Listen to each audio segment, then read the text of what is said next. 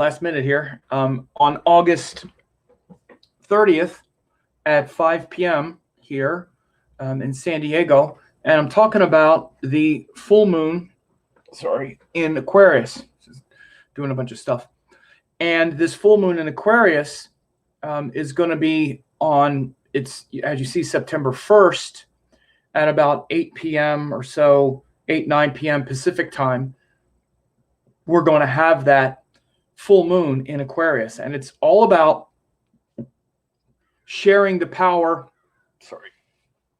with the kingdom, because we have this sun over here in Leo, as you see, and then opposite that is the moon in Aquarius. So it's again, it's about sharing that light within, that empowering light within. You want to go back and watch the new moon in Leo forecast that I did a couple weeks ago, because that was the foundation of this cycle.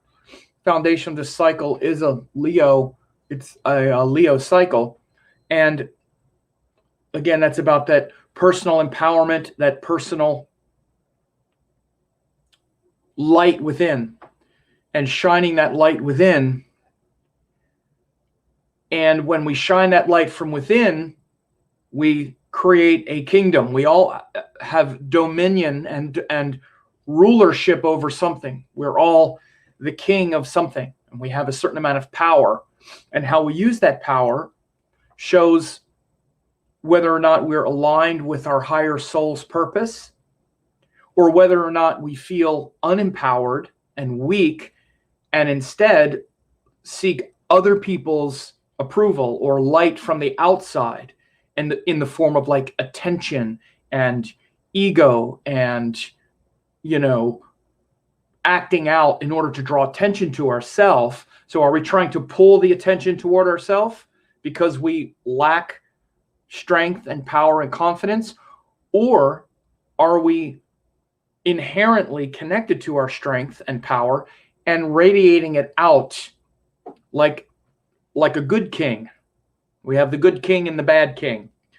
And so again, this full moon in Aquarius is opposite Leo, because this cycle is the Leo cycle, and we're seeing how much power we have and how much we are radiating that power externally, and therefore building a kingdom. So Leo is the king and Aquarius is the kingdom and the people in the kingdom, like the citizens, for example, like in a country. The country has a leader, like a president or a king in ancient times, and it serves the people.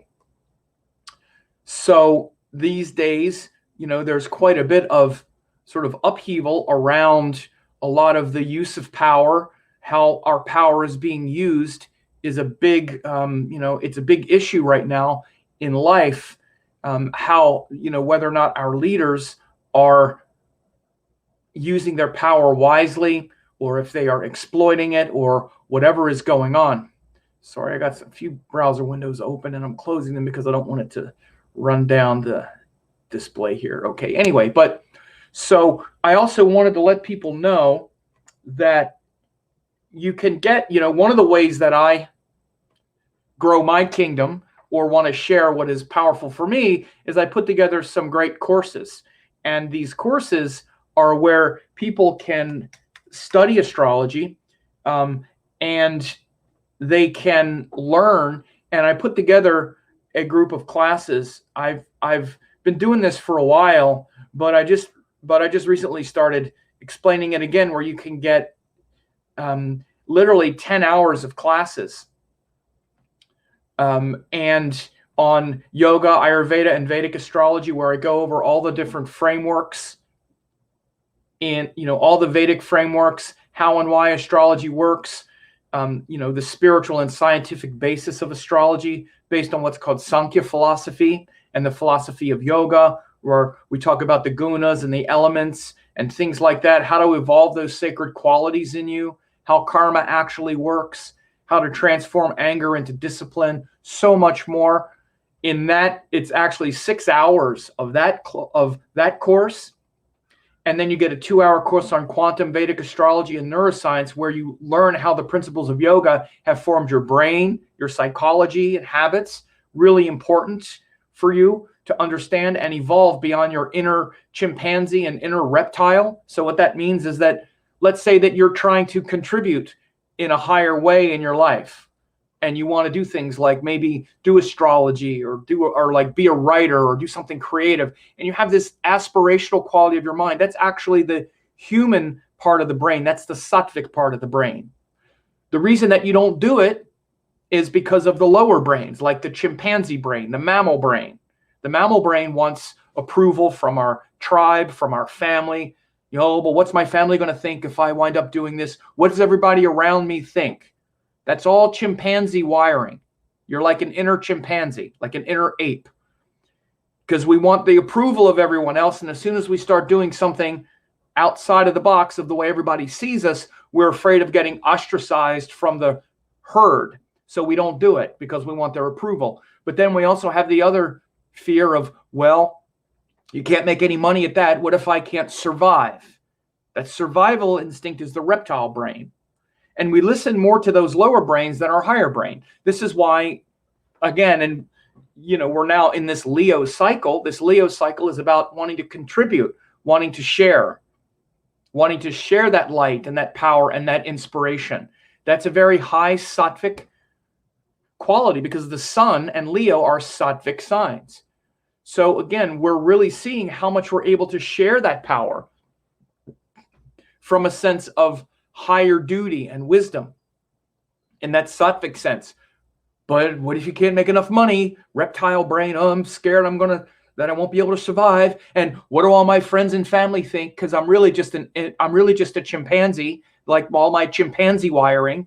Because what if what do my friends think? If I'm like in some weird astrology kick, what are they going to say about me? So this is why we don't really go for it. And we wind up living everybody else's life on the chimpanzee level, and then just terrified that we can't evolve beyond our fears.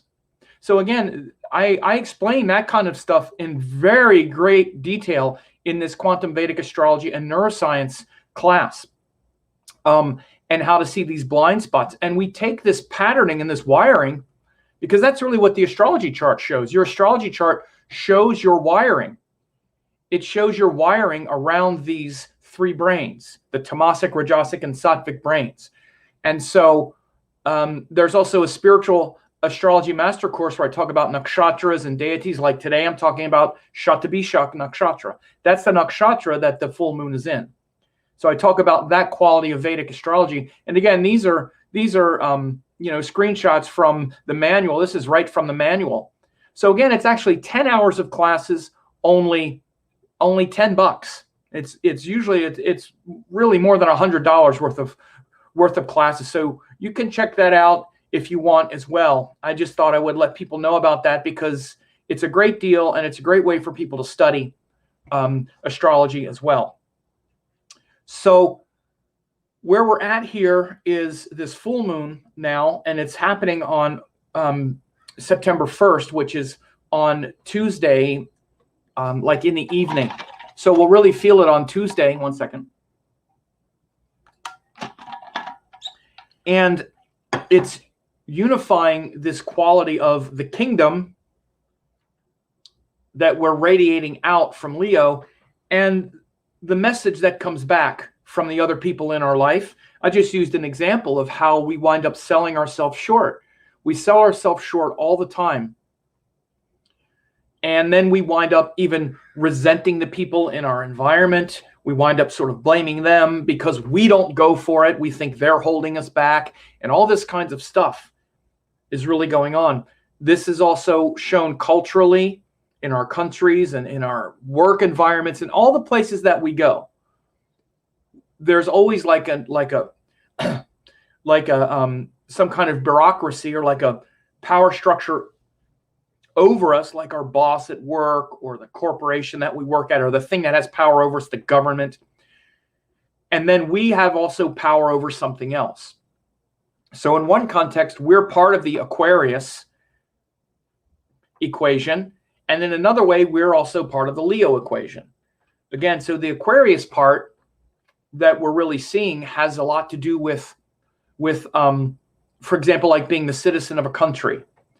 So let's say if you're an American, then you have an Aquarius relationship with all other Americans. So trying to align yourself and find that common, unifying, universal principle that ties you together. Of course, we can look far above country and say, as human beings, as humanity, we have a relationship with each other.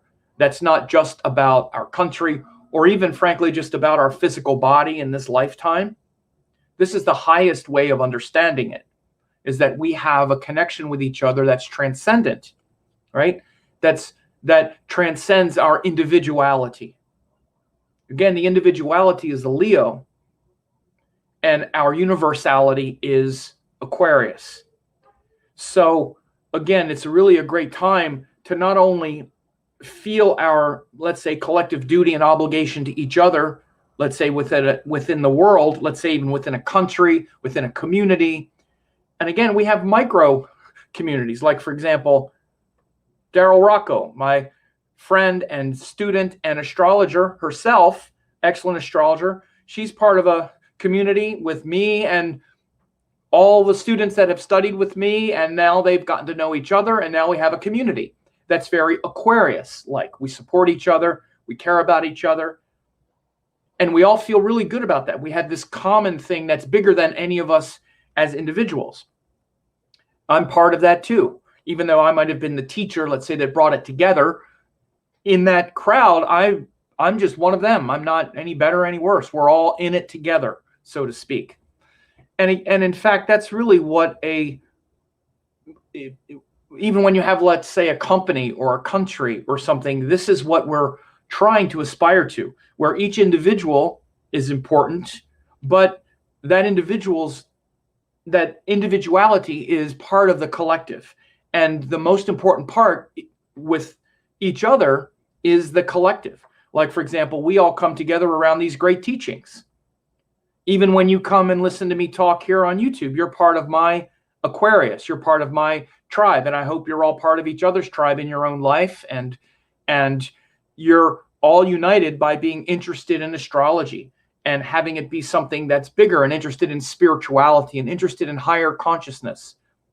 So even though you're an individual within that, and you have an individual contribution, like in the Leo sense, that individuality is aligned with a higher purpose. So you're there to empower something higher. This is very much a spiritual expression of both Leo and Aquarius, and of both the Sun, which rules Leo, and Saturn, which rules Aquarius. And again, we can see that both of those planets are strong in the sky. They're both powerful. The Sun is in Leo, of course, where he's the ruler, and Saturn is in Capricorn, where he's also the ruler. So this is a very rich time, very resonant with being able to tap into your collective duty, responsibility, purpose, and service to your fellow man, to your fellow citizens. Again, whether we like it or not, we all live in a country. We have a shared, a shared culture, a shared stake in the country doing well, in the world doing well, in each other doing well. And when we see power usurped and used against us as a weapon, it should bother all of us. And so this is why we're seeing a lot of these themes and tensions also rising again, even around the world. There's been an escalation in protests. We've had them in the US, but also I think in Germany and in a lot of countries now, there's been an escalation of protests the last couple weeks. And again, there's certainly several reasons why, but we're seeing these things come to a head now, or at least become very important, visceral themes as we get near this full moon. Now, by the way, right now we're August 30th. We're about right here. This is, as I'm recording it, this would be about 8 o'clock tonight. So we're about right here with the moon. It's in Shravana Nakshatra today. Then tomorrow on the 31st, it goes into Dhanishta, and then Shatabishak is the nakshatra of the full moon. And this nakshatra of the full moon, Shatabishak, literally means 100 doctors, 100 physicians. And it shows where we are, where we need to find a better solution. The word, this what's coming in my head right now is a song by the Police, "We Are Spirits in the Material World." It just flew into my head. With words they try to jail you, but it's the rhetoric of failure. What does it get? We subjugate the meek. I'm trying to it'll come to me, but the line of "We are spirits in the material world," one of the greatest songs ever. The Police, from Ghost in the Machine. I think it was 1981 or 82. The big hit on that album was "Every Little Thing She Does Is Magic." But to me, the real gem on that album was "Spirits in the Material World." There is no political solution. There is no bloody revolution. We are spirits in the material world. And it talks about politicians, and with words they try to jail you, but it's the rhetoric of failure. We have to have, we have leaders and they function within systems, but underneath it all, we have the common heritage amongst each other. And now is a time to be really listening to that common collective shared identity and reality. And so the uprisings that we see in the world for whatever reason now that are escalating are real. And the nakshatra of Shatabishak is, as it relates to finding an alternative solution, because it literally means 100 doctors and 100 physicians and 100 medicines, which means that we can't find the solution easily. We have to search for it. We have to invent it. We have to make it. And on a collective level, this is kind of what we're doing right now. We're trying to find a way forward as we see the problems of the system and of the governments and of the solutions we have and the systems we have. It's my hope that we keep our eyes on that and not allow the words they use to try to jail us and turn us against each other to ultimately be effective. Because the problems with the system itself, and even a good person will be destroyed in the system. And so we're seeing so much like an explosion of frustration around these terrible systems. But in a less worldly way, in a more personal way, and in a more subjective way within yourself, there's a great opportunity, again, for you as an individual within the machine to not just be of service to something external, but for you to really understand something that's bigger than just your own identity and your own individuality. So I didn't say it, and I'll say it here now, because now, of course, we get I thought it was Pisces, blah, blah, blah. So this is the Vedic astrology based on the Sidereal zodiac. So those of you who hear me say this all the time and explain the zodiac, now you know why I do, okay? Because it always happens. So Vedic astrology is based on the alignment of the nakshatras and the rashis. Okay, nakshatras are the sidereal portions of the sky, and the zodiac signs fit and align with them. It's in every Vedic astrology text, Ashwini and Aries, and it begins right here. And then by the time you do that, you're looking at the portions of the sky aligned. So 1457 of Aquarius is Shatabishak Nakshatra. If you're using tropical, it keeps moving backwards, and it's God knows what it is by now. So these nakshatras and rashis are aligned. They're always aligned. That's the astrology of India. And it's an alignment with the sky, not pinned to the seasons. in the Western, in the Northern Hemisphere. Okay. So it's Aquarius, the actual constellation of Aquarius is behind the moon at that time.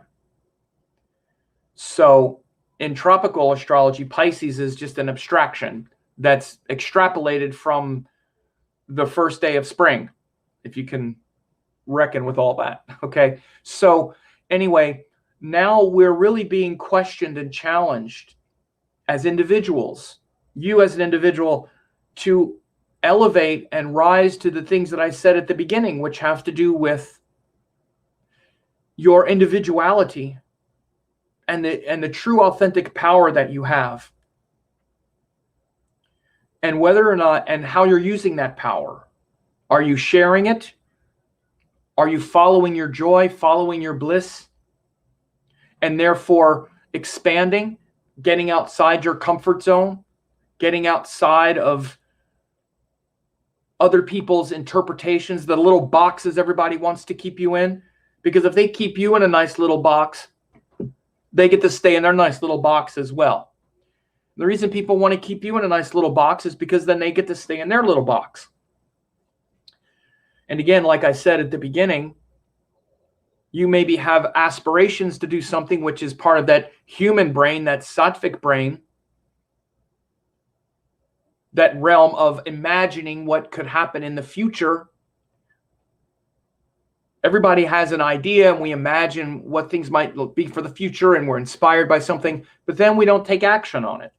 Because again, what these people around us might say, what's everybody going to think?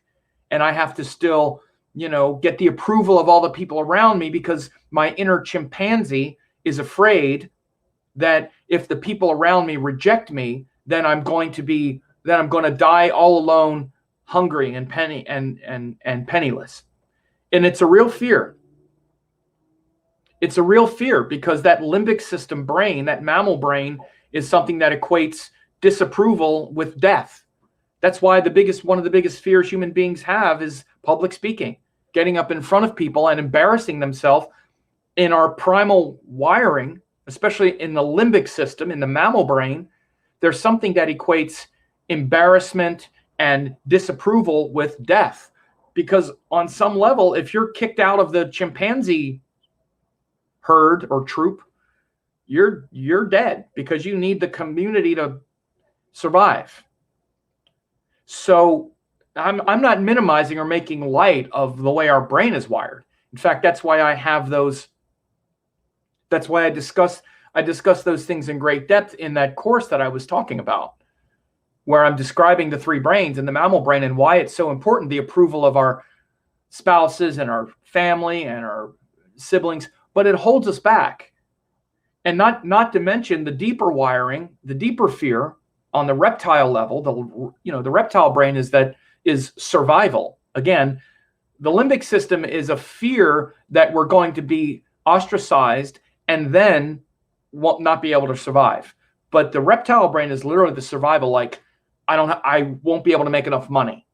This is the biggest reason why people never go for what they want. Like, I want to be a yoga teacher. I want to be an astrologer. I want to be a writer. I want to be this, but you can't make a living at that. All the practical concerns. And in fact, this is usually what people use as the excuse. This is what I found, is they usually use the excuse of it's not practical. You can't make enough money at it.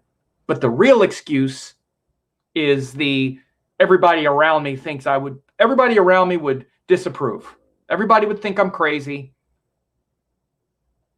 So they both go kind of hand in hand. I think people pay most attention to the everybody around me think I'm crazy than they do the you can't make a living at it. But either one, these are the deeper levels of the brain. And I'm saying this because, especially as we're evolving the sun in us, which is what's happening here in this cycle, in this Leo cycle, as we're trying to be fully empowered and then share that with the kingdom, this is what gets really, this is the process that you're going through right now, is you're evaluating how much you're actually living your authentic power. And what winds up happening is relative to how empowered you are. You can see how much someone does well with their power. For example, someone who is frustrated along this spectrum of living fully empowered and challenging themselves and stepping outside their comfort zone and doing that, they're usually not abusing their power either. They're mixing being empowered with being humble. They kind of go hand in hand, because when you step outside your comfort zone and step into a higher level of the self and the sun, it's going to humble you, because you're going to make some mistakes, you're going to be nervous, and you're going to be grateful that you were able to do it. And so again, as you evolve the confidence to get outside your comfort zone and follow your inspirations, you also evolve your humility. At the same time, they're kind of simultaneous. It's evolving both the sun and Saturn. And as you get outside your comfort zone and you make some mistakes, or you do this, or you gain confidence, you start to see other people stuck. Then you start getting unstuck from those lower levels, and you start to be able to understand where other people are stuck. And then you can help them. But none of it happens until you start taking action. Nothing happens. That's what karma is. Karma is taking action on these things. But the other thing that happens is that if you're not living more authentically and trying to develop and evolve that sun part of you, that Leo part of you, which allows you to also develop that Aquarius part, if you're not doing that, then you're abusing your power, because you're feeling abused and dominated by your bosses or by the ones who have power over you. You're much more likely to also abuse your power with the ones that you have power over, like the cashier at the store, or maybe the child, or other people where you're not living fully empowered.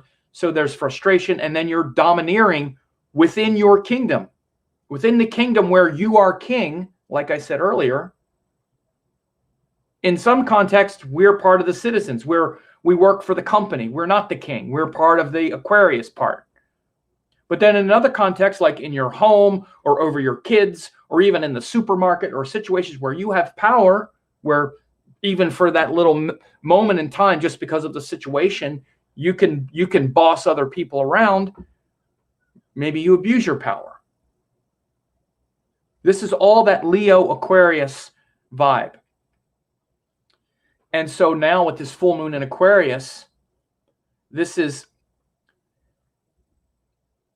a time to really observe this phenomena of how much you are creating a beautiful kingdom, supporting the citizens, universalizing your identity. So it's not all about your power, your insecurity. Because again, one of the things, the most insecure thing people do often, most like narcissistic thing, is to stay stuck where they are. And then just constantly thinking about it, talking about it. Everything becomes about their insecurities and all like that. It can be very kind of circular. Once you get out and start doing things about it, you stop putting so much focus and attention on yourself and your own needs, your own feelings, your insecurities, your worries about all of it, because the gaze and the focus is put on the issue, on the cause. So this is why Aquarius is very much about these larger causes. Because when you're putting your attention on the cause, then it's not on you so much. Then your individuality and power is in support of that cause, like I said earlier. So if not, then you're not in alignment with this universality of your nature. Your nature is as a universal being. And this full moon is a halfway point in your developing this Leo quality. It's the halfway point in the Leo cycle. And we don't complete the cycle until we integrate its opposite. We have to integrate the opposite energy. So there's never a fully developed Leo, there's never a fully developed king energy without integrating that Aquarius into it. A great king who has learned the full lesson of being a great sovereign and a great king has learned his relationship with power, and that his duty as a king is to the kingdom. Let me take a drink. And so we don't learn that lesson until we integrate that Aquarius part. So the Shatabishak Nakshatra is literally where we have where we will look at and where we need to find 100 doctors, 100 physicians to heal us and to heal our restless mind and to heal our frustrations. And especially at this point, it seems so, we're so triggered around, especially things like politics and our power structures, even our corporate entities like our jobs and things like that. And again, all of these things are Leo in nature because they're power structures. So, as I said, I do want to just say again that I do have a group of classes if people want to check it out. Again, you can click that link, VedicAstrologyEssentials.com. And as you can see down here, this is like an overview of the courses. Again, the one course is Yoga, Ayurveda, and Vedic Astrology. And again, I put these things together because this is like 10 hours of learning. And people ask me all the time, where should I begin if I want to learn more? This is about the best place I know that you could start, because this first group of classes talks all about these frameworks. There's actually 4 videos that are like an hour and a half. So it's like 6 hours. It's a full-on course for 6 hours. One is a timeline of life on Earth and how we got here, literally how 4.5 billion years of our evolution came into this moment. And I talk about the sacred astronomy between the sacred number 108 and how your entire, how life on Earth exists between the sun, moon, and Earth and that sacred vibration. Then I talk about the energies of how the spirit takes form through the 3 gunas and the 5 elements, especially. Rajas, tamas, and sattva, body, mind, and spirit. This is how everything evolves. And then I run that structure of body, mind, and spirit through each of the planets. Again, so the sun, you can, so for example, the sun evolves through tamas, rajas, and sattva. The sun in a tamasic dark way is like the tyrant, like that king who just wants to take everything for himself. I got the power, everything is mine, that's it. So that's the tamasic dark quality of the sun.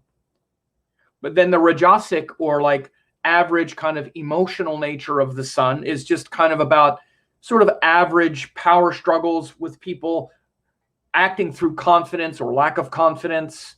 And, like I've been describing here, that sort of average level where it's just more of an emotional experience. But then the sattvic quality of the sun, the highest quality, is where we're not thinking about ourselves and we're not acting through a sense of confidence where I have the confidence to do this or I don't have the confidence to do it. We're acting because it's right. This is the right thing to do, so I'm going to do it. I'm not sure how to do it, but I'm not worried about, I'll figure it out. But I know if it's the right thing to do, then I have to do that. I have to do the right thing. We say this kind of stuff all the time, but we don't live it. We don't do the right thing. And when I say right, I mean in a very general sense. We know the right things we should do. We know what's right. We just don't do it. We don't do it because it's hard to do the right thing. As it relates to the sun, it's the things I'm talking about in this video. We know that we should be pursuing that thing that really fills us up, but it's hard because we're not sure we can do it. All of our confidence comes in. And instead of acting upon what we know is right, we act upon what we're confident in doing, which is the same as our comfort zone. Because the things we're confident in are the things we've already done. And the sun is the part of us that's trying to get us out of that, to get us out of that comfort zone and say, yeah, but there's all this other stuff that you want to do. You know that you have enough power to do it. You're just afraid that you might fail. You're afraid you might make a mistake. You're afraid you might look foolish, for example. So you don't do it. And then you go through all these emotions around it and you act like a little tyrant, a petty tyrant. You get mad at the cashier. You get mad at your kids. You get into power struggles with other people over stupid stuff, all because you're not following the true self. You know, there's an expression that I heard one time, and I never forgot it. And what I said is, and it goes like this. Someone said very simply one time, they said, you know, you need bigger problems. You need bigger problems.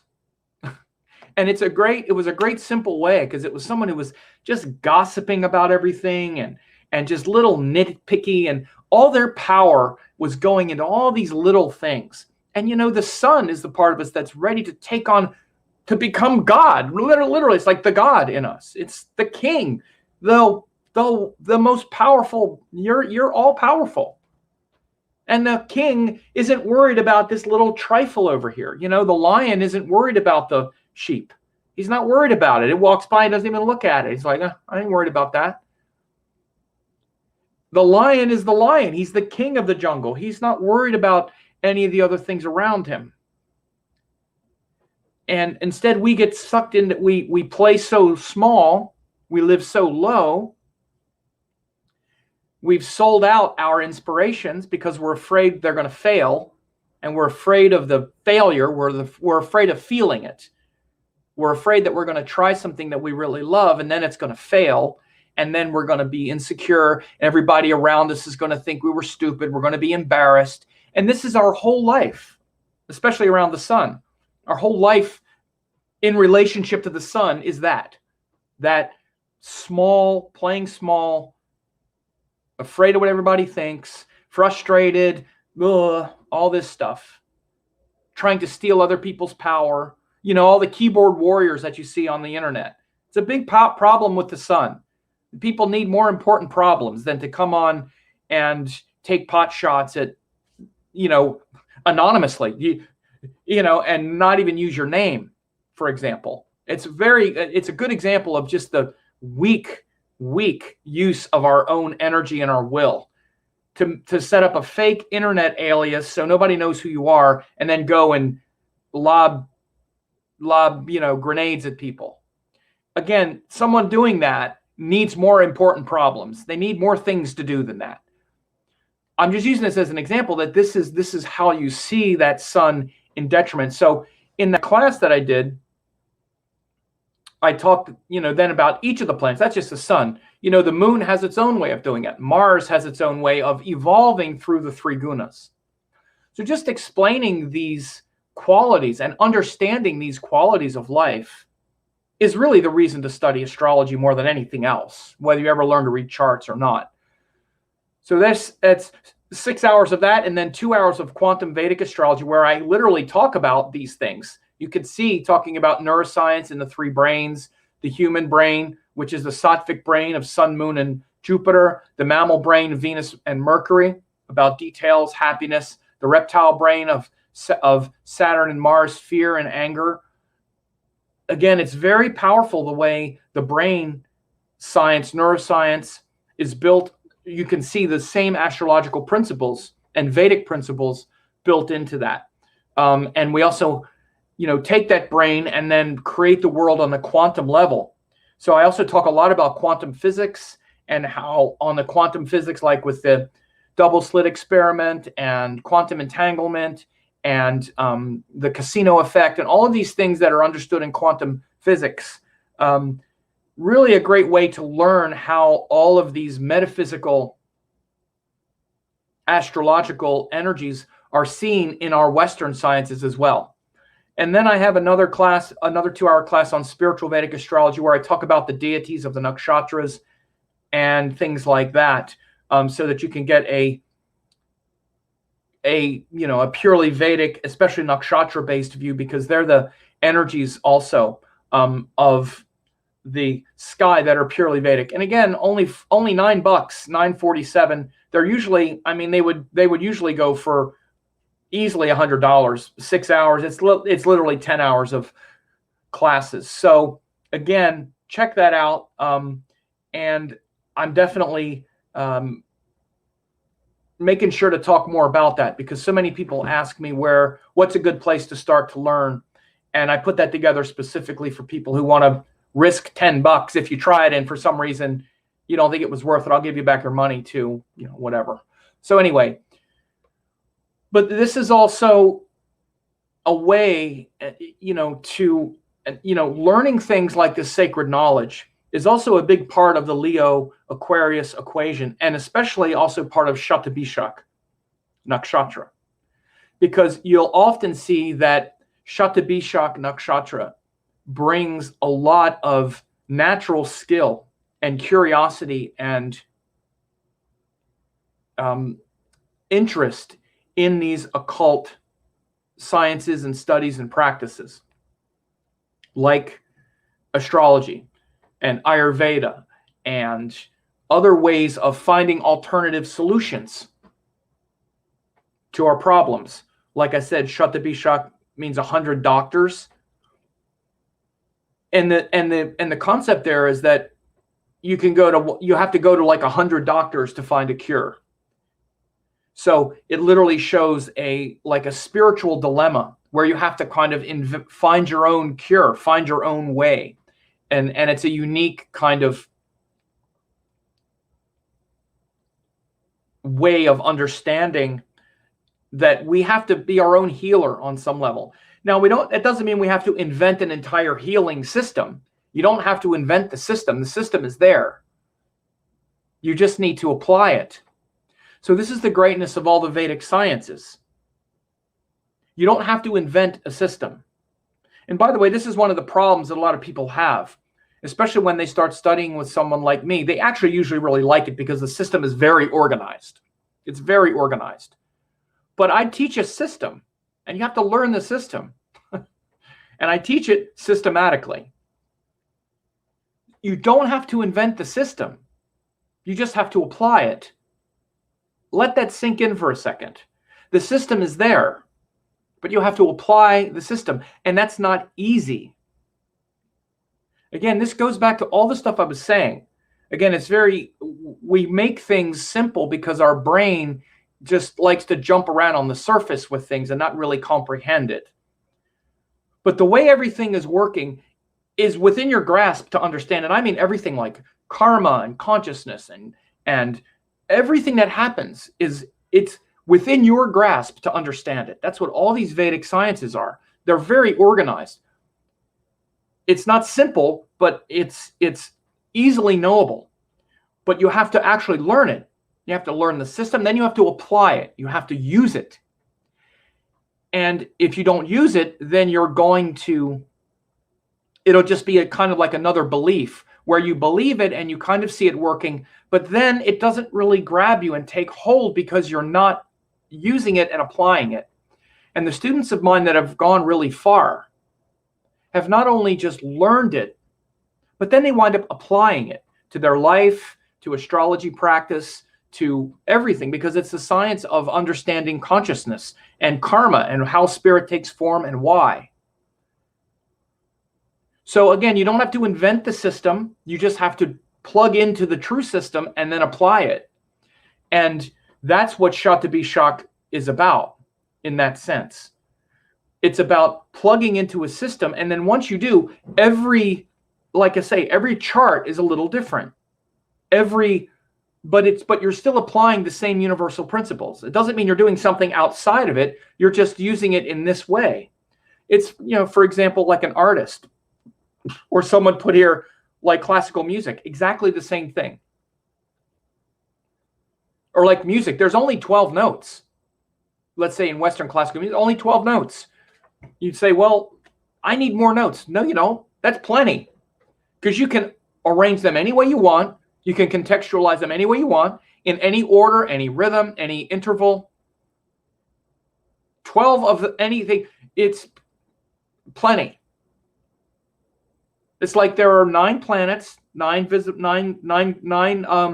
grahas, 12 signs, 12 houses, 27 nakshatras. That's plenty. That's endless variety. Particularly when you get into all the principles underneath it all. So learning that system, then you apply it. And that's what Shatabishak is. It's great for that, of learning a system and then using that and applying that system to, again, like birth charts, or, I've seen a lot of people with powerful planets in Shatabishak be great at Ayurveda, especially.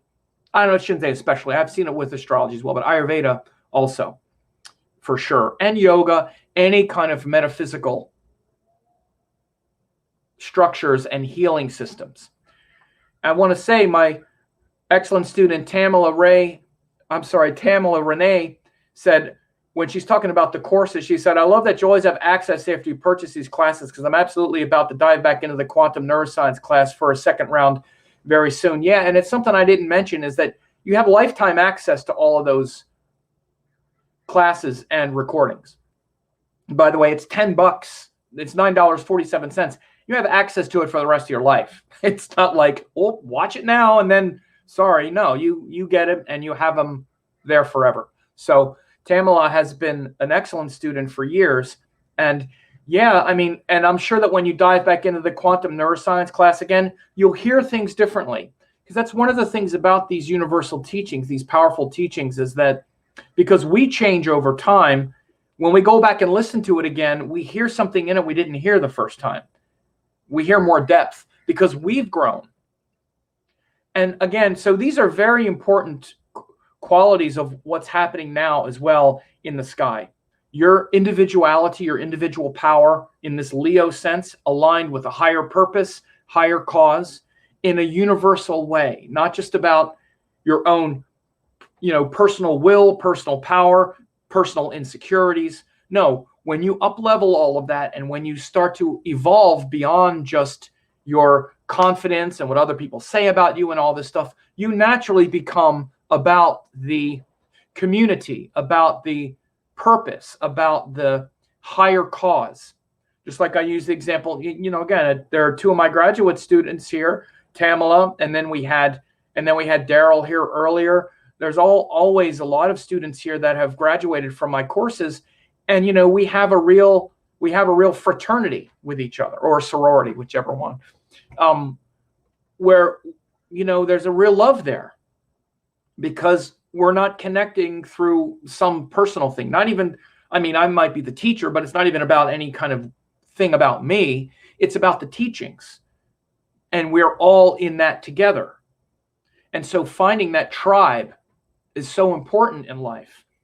And, it's hopefully something that is aligned with our values and with the world that we want to support, and those who we want to support who are creating the same world that we're creating. Hopefully that's the tribe that we create. And it's not just the default family that we're afraid are going to disapprove of us, so we don't ever step outside or something. Again, it's a similar kind of thing. It's that community, it's that tribe, it's that collective world that we're trying to create, because we want our power to serve life and to serve the world in a way that shows that our kingdom is a virtuous one and that our power is being used wisely. So between now, Sunday, Monday, Tuesday, the next couple of days, we should really see this played out more and more in our life. We'll probably see it in the media and other things, but certainly we'll see it played out in our life. Again, notice your tribe and notice what you want to contribute and the reflection that comes back to you from the kingdom. And again, Shatabishak, 100 doctors, 100 physicians. It's not just about your personal healing, but that's a big part of it. But it's also you as a healer, again, for something higher. Many times when we learn some of these systems, we learn the system and then we learn how to apply the system to ourselves and say, wow, this really works. Then the next thing we naturally want to do is help others learn how to apply a system. Again, astrology works so well for me. I don't want to just use it for me. I want others to benefit from it. I want everybody to know it.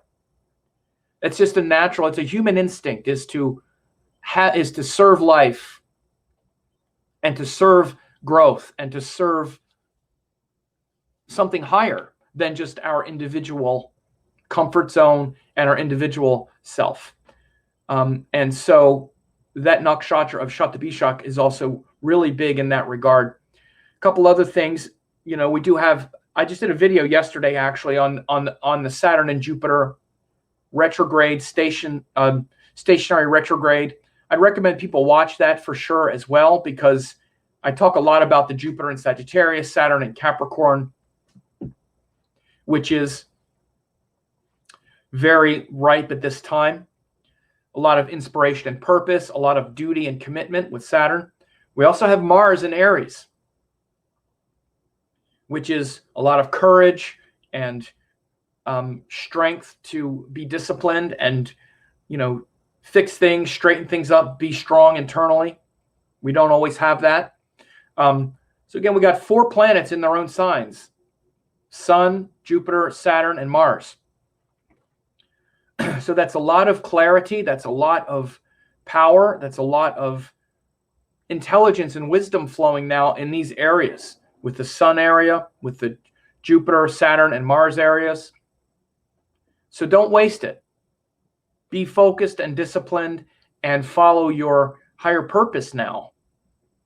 And evolve beyond just that sort of comfort zone and step into your power. And the way you really notice that is by the reflection that comes back, by the kingdom that you're creating, and the amount of service and how connected you feel to your tribe, etc. So that's what I have to say here. I'm not going to be taking questions or anything like that. I just wanted to do this update. And again, I'll put this link one more time for those courses. Again, people, it's about the best I can do to give you about 10 hours of full-blown recordings of just really learning the stuff, really take it to the next level, learn these systems, learn how they work, apply them. Again, if for whatever reason you think it wasn't worth it, I'll even give you your money back. But, people never ask for that. But this is something that I'd love to, get in your hands as well, so that you can really learn these systems, learn these structures. Like this full moon in Shatabishak is the system. If you don't have a system, then maybe you have a natural healing instinct. And this is one of the things last thing I'll say is there's many people, especially in the West, that are healers, or they have an instinct to want to be healers. So they find like new age ways and all kinds of things. All that's fine, but it's just ungrounded. It's unfocused, and it ultimately does not support your natural healing instincts and gifts. And so the reason you learn a system, and particularly these dharmic systems that are thousands of years old, is because they've already been tested. They've already been vetted. Just like if you want to be a doctor, you don't just go try to make up and go, I wonder what I would do. No, we know how to do it. We have a medical system. We know how this works. Go to school and learn it. The same is true with this. You don't have to try to invent it. And again, a lot of it is ego, but a lot of it is also just an excuse to not really take things seriously and to not really dive into it. Again, and part of it is because of all the things I said earlier, this fear of taking something seriously and really making a commitment to it, because then what happens if it fails? Then I failed at this thing that I really tried at and that I really love. Now I really feel like a failure.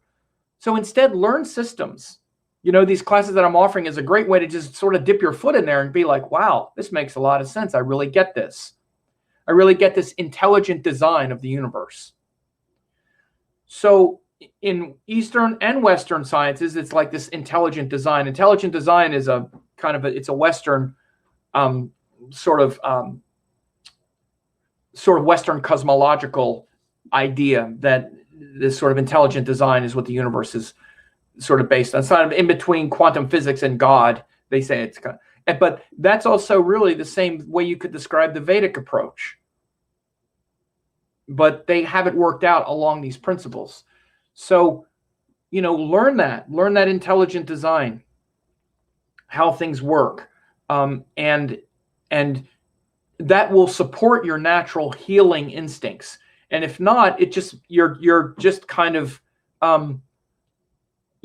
people get into this false choice of, well, is it science or is it also intuition? Is it, I'm just intuitive and I just, everybody's intuitive. And if you're just intuitive, but you don't have a system, then your intuition is not being focused very well. I know this because this is what these systems do. They give it a structure, They give it a container. And what do you think your intuition is going to do in a very focused container? It's like, bam, it focuses it like a laser.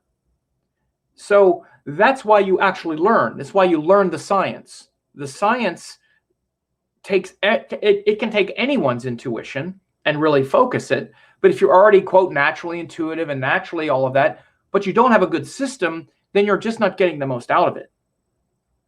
It's like having a crystal, but it's not cut, or a diamond in it, but it's not focused. So you focus it and you learn a system that contains and concentrates that natural healing ability.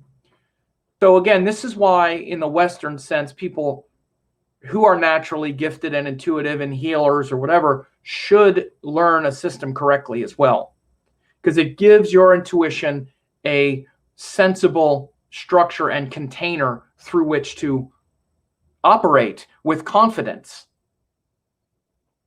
Believe me, I've seen students for years. They have that kind of thing. They learn the system and they're like, wow, this makes so much sense.